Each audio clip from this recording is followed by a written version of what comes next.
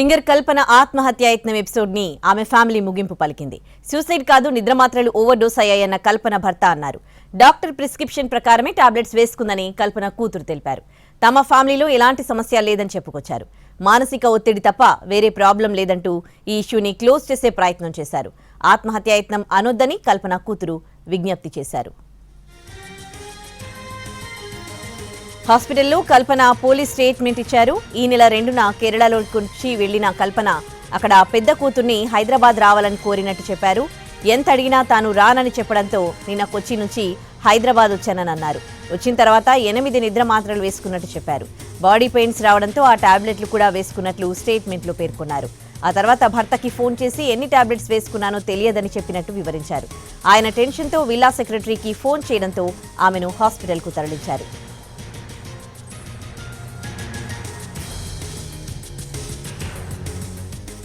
తన తల్లి ఆత్మహత్యాయత్నం చేయలేదని, ఓవర్ డోస్ కారణమని వివరణ ఇచ్చారు సింగర్ కల్పన కుమార్తె.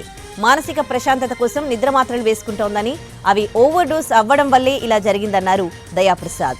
డాక్టర్ సూచించిన నిద్ర మాత్రలే వేసుకుందని, తమ కుటుంబంలో ఎలాంటి సమస్యలు లేవని చెప్పారు. తన తండ్రి తల్లి హ్యాపీగానే ఉంటున్నారని, వారి మధ్య ఎలాంటి గొడవలు లేవన్నారు. Fine and happy and healthy now.